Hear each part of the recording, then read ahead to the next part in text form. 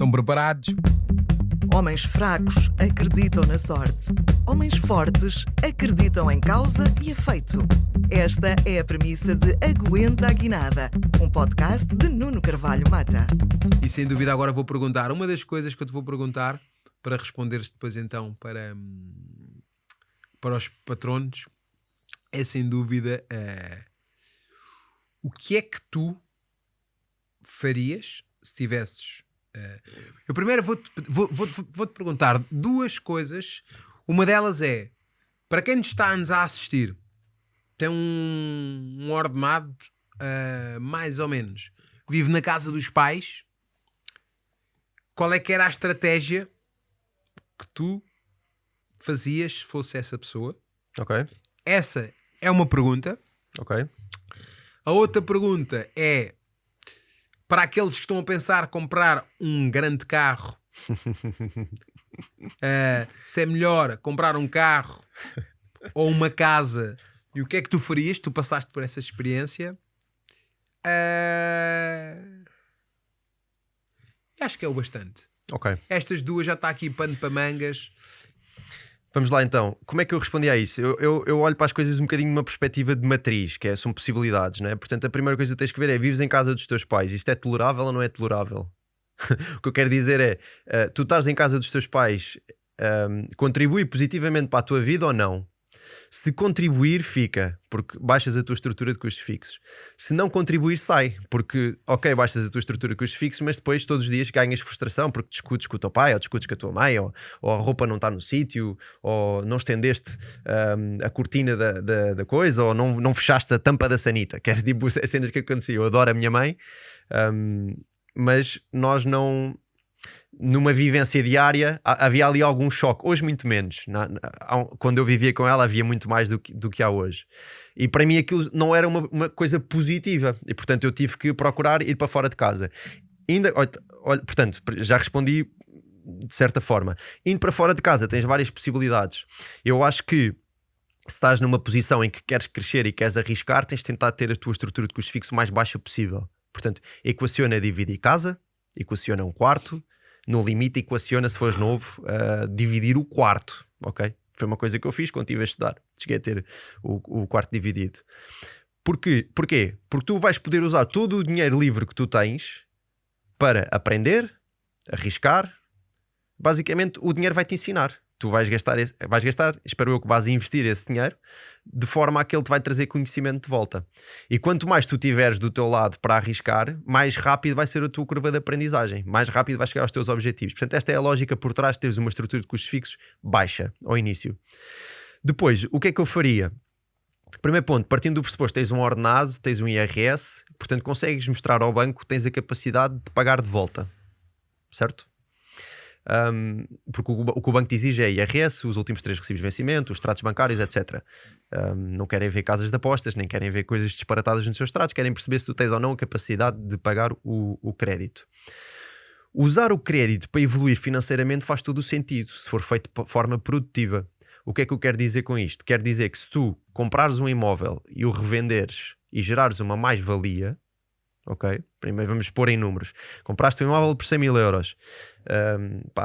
Como tu tinhas algum tempo, aos fins de semana foste tu pintar a casa, montaste a cozinha do IKEA, etc. Gastaste 10 mil euros. Portanto, tiraste aqui, digamos assim, se o azulejo não ficar direito, se calhar o gajo que vai comprar a casa nem vai reparar nisso. E, portanto, tu usares o imobiliário como uma forma de gerar um valor é uma coisa que eu acho que está ao alcance de todas as pessoas que se formarem nesse sentido. Ok? Eu recebo todo o tipo de perguntas. Por exemplo, recebo perguntas muito técnicas, pessoas que eu vejo que já estão na área, e depois perguntas muito abertas de pessoas que ainda nem abriram um livro e já me estão a fazer perguntas.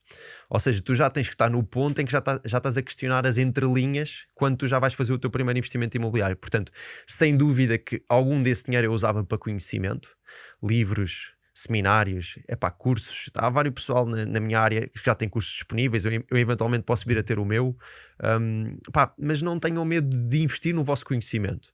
Esta é a primeira base, ou seja, saberes o que estás a fazer. Depois, o que é que eu faria? Eu nunca comprava um imóvel para ir para lá habitar, a menos que fosse num processo em que estava a melhorar o imóvel para o revender a seguir. Ou seja, na verdade eu nem tinha intenção de lá estar a viver durante muito tempo. Porque eu acredito que se tu gerares uma mais-valia no imobiliário de 10% ou 15%, se estivermos a falar de um preço médio de casas atualmente que anda à volta dos 150 mil euros, tu tens a hipótese numa transação de gerar o mesmo valor que terias que poupar se calhar em 5 anos a trabalhar. Epá, e isto tem que seduzir as pessoas, pelo menos a mim, numa ótica de crescimento financeiro, seduziu-me, que foi eu perceber que com uma pequena carga de esforço eu conseguia ter resultados que a trabalhar demorariam 5 ou 6 anos. Ok? A trabalhar numa empresa. Diga, trabalhar numa empresa. Sim. Enquanto que se eu fosse ganhar conhecimento sobre investimento imobiliário, pá, no limite fosse eu lá para casa fazer as melhorias da casa para depois a revender, esse tempo iria ser uma pequena fração para me gerar exatamente o mesmo resultado. E já agora, esse resultado vai ser gerado já, não é daqui a 5 anos. Portanto, tu depois de fazeres o primeiro negócio, capitalizas-te e agora, em vez de estares a olhar para as coisas, se calhar com 5 ou 10 mil euros poupados, agora já tens 30. Portanto, 30 já te permite olhar para outras coisas. Já podes pensar, se calhar, ter um imóvel em arrendamento e outro para compra e revenda.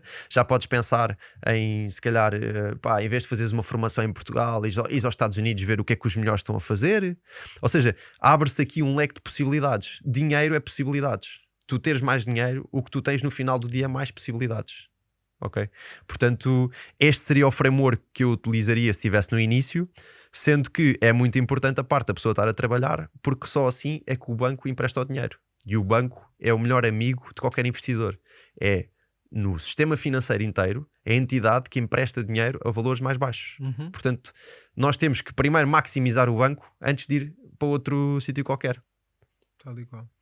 Isto seria a minha forma de pensar em relação a este assunto. Então, e relativamente ao carro, Em relação ao carro, é curioso, é assim, eu quem passei... está a pensar agora comprar um carro aí de 20 e tal mil euros para impressionar as babes. Exato. Eu acho que o que impressiona as babes é o cérebro. Ok? É tipo, é quem tu és. As babes, a tua família, todo o teu círculo, quanto melhor tu fores, mais eles impressionados vão ficar. Se tu andas num Fiat Punto ou num BMW, tu tens que pensar que se calhar não estás a impressionar as pessoas que tu queres impressionar e não da forma que tu queres impressionar. Portanto, esta foi a filosofia por trás da minha realização, em que tu só deves ter um bom carro quando isso já representa uma gota no oceano, e é se tu tiveres esse interesse. Ou seja, eu pessoalmente eu gosto muito de carros, e como já tinha feito alguns negócios, sei lá, estava na altura com a empresa de marketing digital, pensei, está na altura de me pagar, vou conduzir o carro que eu sempre sonhei. Comprei um BMW, tração traseira, tipo, aquele andava nas horas. Eu finalmente pude andar montado numa cena top e eu pensei, estou a vivê-las, estou em altas, a vida está-me a correr mesmo bem. Só que tu sentes isto na primeira semana. Depois vem a segunda semana, e a terceira, e a quarta, e à quinta tens uma fatura de 2 mil euros para pagar de um arranjo. À sexta, há uma pessoa que te faz um risquinho no carro e tu ficas completamente transtornado. Isto é uma história verídica. Porque te riscaram, entre aspas, o teu bebê, e tu aqui tens que perceber que se calhar não estás a ver as coisas da forma certa. E estás a meter dinheiro numa coisa que não é produtiva e que muito possivelmente está só a servir para tu tentares impressionar alguém, e depois ainda tens que ver que a pessoa que tu estás a tentar impressionar está-se completamente a cagar para ti. Ou seja, todo o sistema de tu comprares um bom carro para impressionares alguém está tipo montado para fazer com que tu não evoluas na vida. Porquê é que eu digo isto? Tu compras o carro desvaloriza. Tirando a altura do Covid, que foi impresso tipo 1/3 do dinheiro ou 2/3 do dinheiro que anda em circulação no mundo, os carros nunca valorizam. Por exemplo, os carros só valorizam em economias completamente inflacionárias, como na Argentina. Eu vi isto num podcast do Miguel Milhão, que ele estava a falar com um argentino, que ele estava a dizer que os argentinos conservam valor nos carros. O que é que isto quer dizer? Quer dizer que há uma inflação tão grande que mais vale tu comprares um carro do que teres o dinheiro no banco. Isto é ridículo de pensar, mas isto pode nos acontecer a nós. Se a inflação não for parada, se continuar por aqui, quase que pode chegar a um limite em que uma coisa não produtiva como um carro até pode ser melhor do que teres o dinheiro no banco. Mas como é que... Queres que eu te explique isto? Sim, como é que acontece isso no carro lá? Ok, o que é que acontece? O peso, a moeda deles desvaloriza. Sim. Imagina o que é que é. O iPhone lá e mais do que isso, que é... o iPhone hoje custa 1000 pesos, daqui a um ano custa 2000 pesos. Aí estamos a falar, eles tiveram 100 e tal % de inflação. As pessoas nem conseguem perceber o que isso é. Nós queixamos-nos que o pão passou de 60 cêntimos para 80. Eles queixam-se que o pão passa de 60 para 1,20€ e no ano a seguir passa de 1,20€ para 2,40€. Ou seja, ao final de 2 anos, o pão passa de 60 para 2,40€. É isto que estamos a falar numa economia inflacionária. Eu estou-me a desviar completamente, eu gosto muito destes assuntos. Mas diz, mas eu também quero aprender. Mas só para te dizer que, então o que é que acontece? Se tu tiveres o dinheiro no banco, tu no próximo ano já só compras metade dos bens. Sim, já percebi. Enquanto que o carro que tu compras hoje, por 100 mil, vamos pôr 100 mil, daqui a um ano não vale 200, mas vale 180. Ok? Porque a inflação foi 100%, portanto, teoricamente valeria 200, mas tiveste o desgaste do carro, fizeste quilómetros, não sei o que, vale 180, certo? Então o que acontece é as duas opções. A primeira, tu agora tens 100 mil euros e o carro, se tu quiseres vender passado no ano, já vale 180. Ou seja, conservas valor em carros. Lá, e nas casas, não? Lá? O efeito foi provavelmente o mesmo. Eles só falaram sobre. Sim. Mas é exatamente a mesma lógica. Sim, tal e qual, já percebi. É porque. É melhor uma casa, porquê? Porque a casa, passado um ano. Cá acontece, mas é menor. Exatamente. €1 cá, metes €1 hoje no banco. Exatamente. Vamos supor que €1. Até que há pouco tempo comprava uma Imperial, agora já subiu para €1,20 lá onde eu moro. Daqui já a um não tempo compra. esse euro já não vai comprar uma Imperial, que a Imperial vai dar a €2. É isso mesmo.